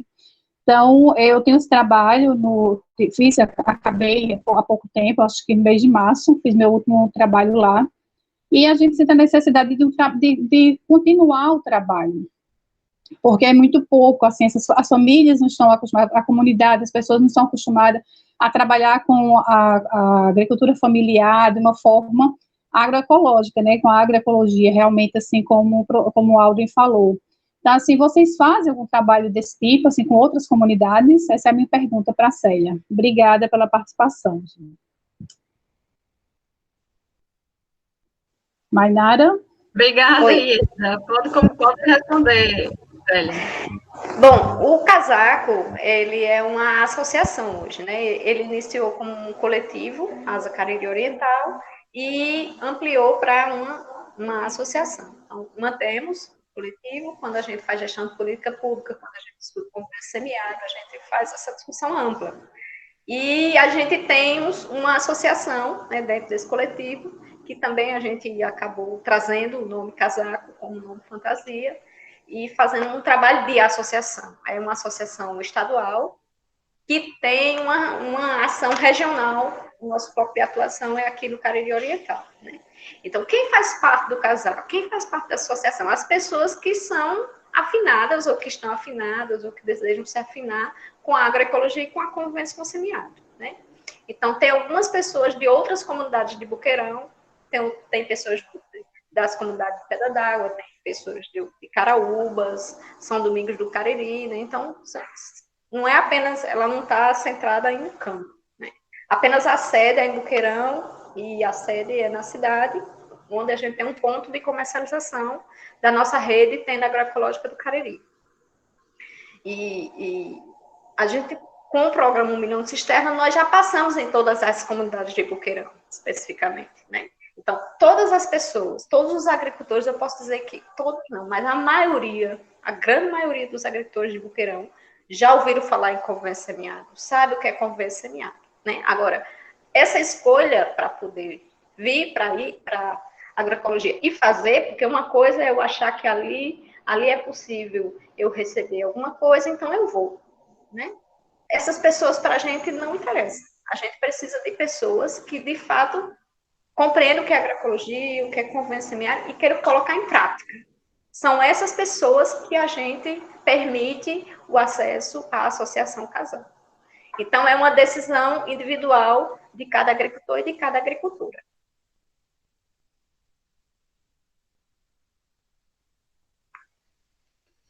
Acho que respondi. Obrigada, Célia. Alguém quer fazer mais alguma pergunta? Célia, Jonas, Áudrey, querem complementar alguma coisa? Eu queria só complementar uma coisa, viu, Mariana? Assim, em relação, porque o pessoal, como a visão hoje do mundo é mais linear da economia, o lucro, né? Mas reforçar o que o Casaco está fazendo, junto com o Instituto Cariri, é muito, digamos assim, relevante e pertinente em termos de convivência e considerar que o semiárido é um espaço onde se pode viver bem. Veja só, o mundo dos negócios, das cadeias produtivas, eles estão entrando com vários tipos de modelos, tipo frango caipira, tá? E assim por diante. E tem estudos que nós, Instituto Nacional de Semiárido, estamos fazendo, inclusive temos feito com a ASA, né, a nível do semiárido e com a SPTA, onde nós temos números, por exemplo, que o valor bruto da produção, por exemplo, nessa área nesse sistema de cadeia produtiva, embora ele seja 2 vezes mais, o valor bruto da produção, por exemplo, você tem R$115 mil, o valor bruto da produção, comparado com o sistema agroecológico, que o valor bruto da produção seja 40 mil, ou seja, vamos assim, 2 vezes mais, a renda agrícola dos sistemas com base agroecológica dentro do paradigma da ecologia, da convivência, ele é superior. Por exemplo, nós temos um número que dá R$32 mil por hectare, um sistema de manejo agroecológico, um sistema de cadeia produtiva que dá R$26 mil. Mas não só isso, não. O índice de endogeneidade, que a gente chama assim, o índice de uso de recursos locais e externos, o sistema agroecológico é 79%, né? Ele utiliza 80% dos recursos que ele utiliza locais, enquanto que os sistemas de cadeias produtivas, 30%, digamos assim, 30% ele apenas 30% utiliza localmente, o resto ele compra de fora. E quando você vai ver a intensidade de uso da terra, os sistemas agroecológicos são mais intensivos, em termos de rentabilidade econômica, porque eles produzem mais ou menos R$1.356 por hectare, enquanto que um sistema frango caipira, estou falando do frango caipira com um sistema agroecológico, ele produz apenas por hectare R$500 por hectare, para arredondear, tá? Então, vocês verem que essa ideia da agroecologia, a proposta, esse paradigma da agroecologia, ele é muito determinante se nós queremos promover um desenvolvimento sustentável do semiárido e que seja tanto social, quanto econômico, quanto cultural, quanto politicamente viável na região. Então, essa ideia da agroecologia e convivência é o caminho. Precisamos agregar os jovens, as crianças, né? As crianças, envolvê-las nesse processo. E eu acredito que o Instituto Cariri, em essa junção com o Casaco e talvez movimentos sociais, quando se ofertem esses cursos, né, permanentes de 1 ano, 2 anos, sobre convivência e agroecologia, vamos ir gerando uma base crítica, né, paulatinamente ao longo do tempo. Então, basicamente, é isso que eu queria agregar à fala de Célia e complementando a sua resposta. Só uma coisa que eu gostaria de destacar na história da agroecologia é a história dos conhecimentos, né, que eu pincelei quando eu discuti a questão das sementes, né, é que na agroecologia existe uma valorização do conhecimento dos agricultores e das agricultoras, né, e que esse conhecimento vem sendo passado de geração em geração, né, e que a agricultura industrial sempre dá uma desvalorizada nisso, né, então esse conhecimento também, a valorização do conhecimento é o conhecimento que vem de fora, né? E o conhecimento que cada agricultor e agricultora tem sobre as coisas, sobre a semente, sobre os animais, sobre as raças, sobre o manejo, né? Esse conhecimento, ele é valorizado dentro da agroecologia e que é uma tarefa bacana de se fazer, mas muito difícil também. E, só complementando a Célia, é importante dizer o seguinte, ó, isso que está destacando ela é muito importante, que estamos falando de saberes, não é? Tem um escritor africano que se chama Miyakoto, que ele disse assim, eu ando pela savana do meu país, e nessa mesma andança, encontro muitas pessoas que não sabem ler livros, mas que sabem ler a natureza como a palma de sua mão, né? Então, veja só, e nesses conhecimentos que as pessoas têm sobre a natureza, né, tem exemplos de sobra no seminário. Tem um pesquisador aqui que se chama João Caatinga, nós chamamos com João Caatinga, que ele conta uma história de um agricultor lá de Ceará, o senhor Tiné, que ele diz o seguinte, rapaz, ele disse assim, rapaz, Alden, eu fui lá em Irauzu, Ceará, certo? Cara, quando eu cheguei lá, o Ministério do Meio Ambiente, o IICA, o INSE, e todo mundo dizendo que a área estava certificada. E realmente, quando eu cheguei lá, a área estava certificada, parecia visualmente. Mas quando eu cheguei lá, vi ele produzindo leite e queijo. E minha pergunta foi, como que ele produz leite e queijo em uma área em teste de certificada? Tá? E aí ele destaca, isso que ele, como que eu fiz para entender isso? Foi mergulhar na vida dele, ou seja, entrei no sentimento dele, e nas razões deles, para poder entendê-lo. Chama-se antilógica. E ele disse assim, ele me explicou que ele tinha uma área lá que cuidava de uma planta chamada erva de ovelha. E essa erva de ovelha, ele disse, meu filho, essa planta aqui se chama erva de ovelha. Quando chegam as primeiras chuvas, eu deixo ela crescer. Tá? Ela cresce, deixo ela florescer. Quando ela floresce e ela explode em semente, a semente se esconde embaixo da terra. Tá? Quando a semente se esconde embaixo da terra, aí eu boto os animais. E eu tenho nos piquetes, tá? E aí eu vou rotando os animais em função do piquete e em forma como elas vão explodindo em semente e escondendo as sementes embaixo do solo. Aí João disse que ele perguntou, João Caratinga, mas e essas, como que você sabe que tem um bom banco de semente? Meu filho, eu pego um punhado de terra e conto na mão. Se eu encontro 6 sementes, meu banco de semente está ótimo. Mas, senhor Tiné, mas rapaz, esse indicador é um indicador de solo, né? Um indicador ecológico. Aí, outra coisa, meu filho, que eu tenho na galinha guiné, galinha de Angola. Aí também eu boto para pastar. Quando eu abato elas, eu abro o bucho, e se encontro um bucho forte, digamos, eu tenho muita semente. Então, meu filho, é assim que eu vou vivendo na área que você disse que está certificada e continua produzindo leite e queijo nesta área chamada semiárido. Então, veja só, é importante o que a Célia está falando, de valorizar o conhecimento local em interface com o conhecimento científico, e precisamos produzir ciência útil, ciência que realmente resolve um problema objetivo da realidade construído coletivamente, né?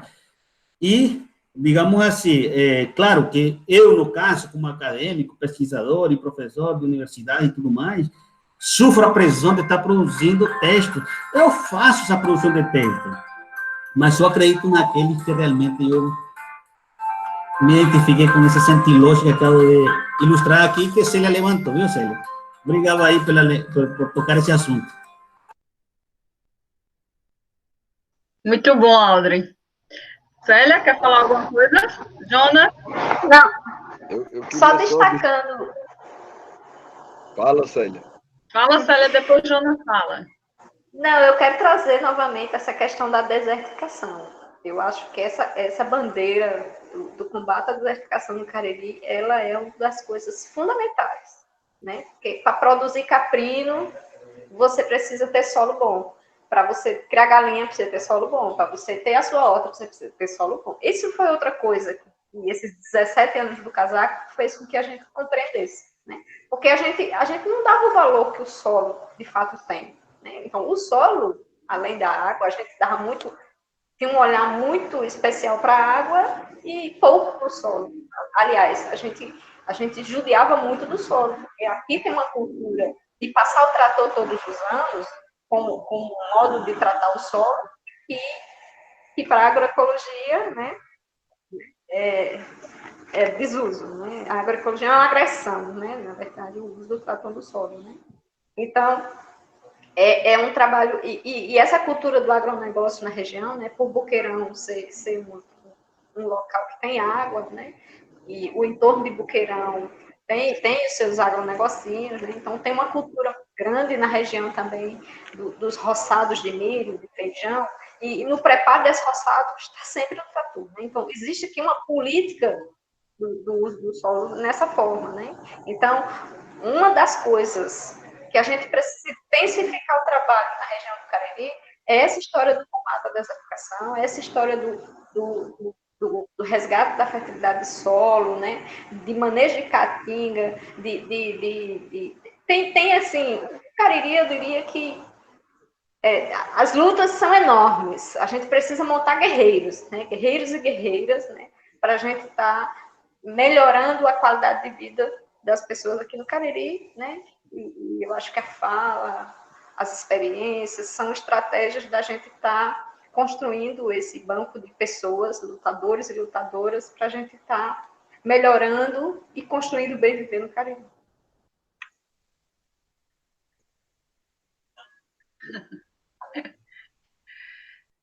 Célia sempre emocionando emocionando a gente se emocionando, né, Célia? Muito bom. Vai, Jonas.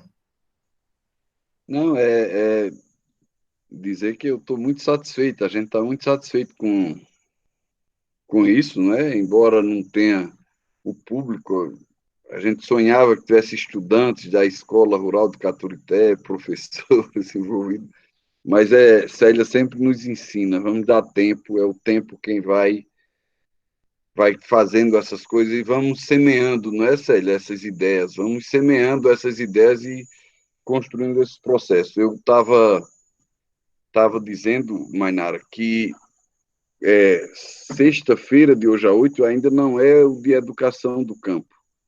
Sexta-feira de hoje a 8 a gente já amarrou um debate sobre a caatinga. O tema é ciência e resiliência na caatinga. Foi esse o tema amarrado e Dilma Truvão e João Caatinga, que são colaboradores diretos do Instituto, vão estar debatendo conosco esse tema, ciência e resiliência na caatinga. Bem, eu estou satisfeitíssimo. Olha, Célia, quando Célia colocou depois de Jonas, porque está numa universidade, e Aldri, porque é um pesquisador, Célia, você aqui deu uma aula a gente, trouxe tanto ensinamento, tanta riqueza da vivência, da vida prática, concreta. É fantástico essa experiência do casaco. Acho que a gente tem muito, muito a aprender com o casaco como uma semente nesse semiárido aí. Eu acho que a história que eu trouxe aqui, o contexto histórico, mostra muito bem isso. Célia é resultado disso. Eu não sabia o que era agroecologia. Não se falava nisso, não sabia o que era convivência com o semiárido, porque foi nos colocado isso, Célia, ao longo da história, foi nos colocado que essa terra era uma terra pobre, inóspita, porque o objetivo disso era que aqui fosse um espaço de fornecimento de mão de obra para o grande capital explorar mãos e mentes de nordestinos, de sertanejos, caririzeiros que foram para a região sudeste, onde a grande indústria do mundo, a grande indústria monopolista, se instaurou, né? Eu costumo dizer sempre, da minha infância aqui no Cariri não resta ninguém. Todos os meus amigos de infância do Cariri foram para o eixo Rio-São Paulo ser mão de obra barata e ser explorado, né? Ou na construção civil ou nas grandes indústrias em São Paulo, como, por exemplo, nas montadoras de automóveis, né? Mas também teve coisa boa nisso, né, Aldri? O presidente da República que mais fez por esse semiárido saiu daqui, é um retirante que foi expulso e que deu um olhar, que deu muita vida para essa região. Então, toda essa dinâmica. E essas mudanças, elas continuam. Eu digo, Célia, que essas transformações elas são torrenciais, elas são inevitáveis. Essas transformações que nós estamos fazendo, que você na ponta está realizando, elas são ninguém segura. Ninguém segura, porque é a própria dinâmica do processo social. Entendam, a própria dinâmica do processo social. O semiárido, o sertão, era aquela coisa do coronel e dos pobrezinhos, coitados, que o pai batia na cabeça e dizia, ó, cresça logo, meu filho, para daqui a completar 18 anos e ir embora para o Rio São Paulo. Hoje, é aquela frase que a Asa coloca, é no semiárido onde a vida pulsa, a vida na sua plenitude, com criatividade, com criticidade, com organização, com as mulheres assumindo esse processo. Então, é muito rico, de parabéns, e espero que o Instituto Cariri do Bem Viver venha fortalecer essa rede que surge muito forte no semiárido. E aí, para terminar, juro, Mainara, que eu termino. Aquilo que Aldri colocou, vamos trabalhar agora na ideia desses eventos. Então, de hoje a 8, Caatinga, de hoje a 15, Educação Contextualizada com o Semiárido. Aí eu não lembro os outros temas que tem na frente, mas a proposta de Aldri, a gente tem um curso permanente, digamos, 1 hora por dia, discutindo convivência com o semiárido. Tudo isso que faz parte da convivência com o semiárido é fundamental, e o Instituto Cariri deve trabalhar nessa direção. Certo, Célia? Eu posso falar para vocês alguns temas que foi discutido dentro do ICBV para os próximos debates, né? Foi falada aqui a questão da cultura popular, das políticas públicas para o semiárido, o uso e reuso das águas no semiárido, a estocar, palavra de ordem na convivência com o semiárido, e Célia deu uma dica, né, para falar sobre a criação animal no semiárido ou raças nativas e adaptadas para a Caatinga, né? E aí, diz, Jonas. Não, Mainara e Aldri, quem está ouvindo, veja, é muito importante isso, porque cultura popular. Por que é importante discutir a cultura popular, Célia? Porque a cultura popular, quem produz é o agricultor familiar. O forró, ele não surgiu nas grandes casas dos senhores, donos dessas terras, não. Surgiu lá embaixo, no povão. Né? Era o bate-coxa, era o relabucho. E essa cultura precisa ser destruída. Então, você acha que o agronegócio... Qual é a cultura do agronegócio? Qual a produção musical do agronegócio? Qual é a produção artística do agronegócio? Esse pessoal não sabe o que é isso. Quem tem cultura somos nós, que lidamos com a terra no dia a dia, com a vaca, com o boi, com a cabra, com o roçado. Então, é um tema fundamental a gente discutir, defender e valorizar. Eu acho que... Alguém tem mais alguma pergunta? A gente está chegando próximo às 6 horas. Né? Tudo que foi discutido aqui, a gente está gravando e pode ser repassado pelo grupo WhatsApp, por e-mail de vocês, para o Facebook do ICBV, e fica acesso para todo mundo, né? Para os estudantes da Escola Rural que não tiveram acesso. É uma forma da gente divulgar o que debatido na fala de Célia, né? Então, não vai ficar em formato de áudio, vai ficar em formato de vídeo. Então, tem como eles verem as fotografias das experiências lá do casaco. Quer falar alguma coisa? Alguém aí? Sim. Sim, só dizendo que, não só em tempo de pandemia, mas em tempo de pandemia isso fica mais forte, é a questão da violência contra as mulheres, né? E na ASA a gente tem uma frase muito forte que diz que sem feminismo não há agroecologia. E outra é que pela vida das mulheres e pela agroecologia, né? Dizer que a gente está reforçando essa história da campanha contra o assédio, né? E nos colocando à disposição das mulheres para denúncias e para apoio, né? E para os homens também dizer que não é bacana, não é legal a violência contra as mulheres, né? e dizer que essa campanha é permanente, inclusive a gente precisa de um dia para estar discutindo esse tema. Poderia sugerir aí, né, pegar o gancho de Célia e colocar uma discussão sobre a participação das mulheres no semiárido, né, as estratégias que foram criadas aí, tendo a mulher como um agente social, né, dessas mudanças do semiárido aí. Seria uma proposta também, né? É uma temática fundamental, isso que Célia disse. Sem feminismo não há agroecologia, lógico. É inerente ao processo agroecológico da vida esse empoderamento às mulheres. E é um tema primordial para discutir, inclusive porque aqui no semiárido é um espaço de violência histórica contra as mulheres, né? Uhum. É isso. Alguém mais? Ieda aqui está parabenizando a iniciativa do ICBV, Mari Melo também. Paulo Afonso parabenizando os debatedores, especialmente para Célia. Como a Maynara falou, Célia emocionou-se e nos emocionou, né? Eu acho que foi massa divulgar, né, essa experiência do casaco, porque serve também de fortaleza para a gente do ICBV, né? Uma contribuição muito grande para o pessoal aí que contribui aí com o ICBV para dar os primeiros passos, né? O ICBV está caminhando para isso. Demanda tempo e estudo, né? Pesquisa, divulgação, é isso. Eu agradeço a participação, a gente agradece a participação dos debatedores, né, de Jonas, de Aldri e de Célia.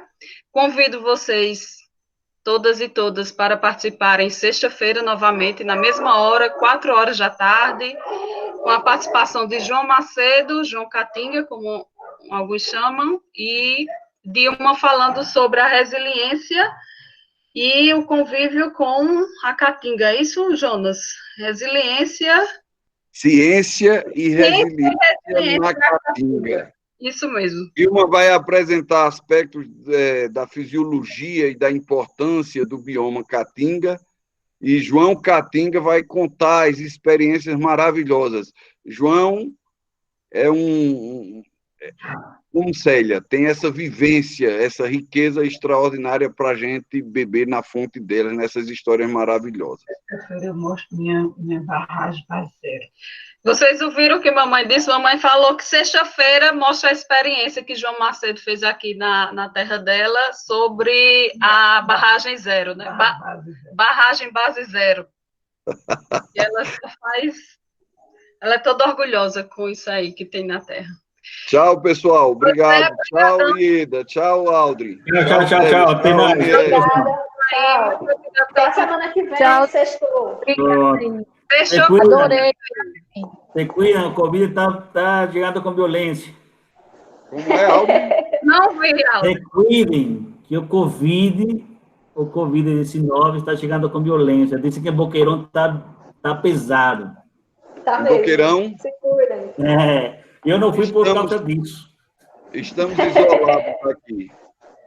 Embora que minha quarentena, para mim, é um pouco de luxo, viu? Eu acho que eu nunca tinha vivido tanto tempo no sítio. Aprendi tanta coisa, só tem um problema, já engordei 5 quilos. Então, tirando isso, o resto é excelente. Um abraço. Abraço. Tchau, gente. Um abraço.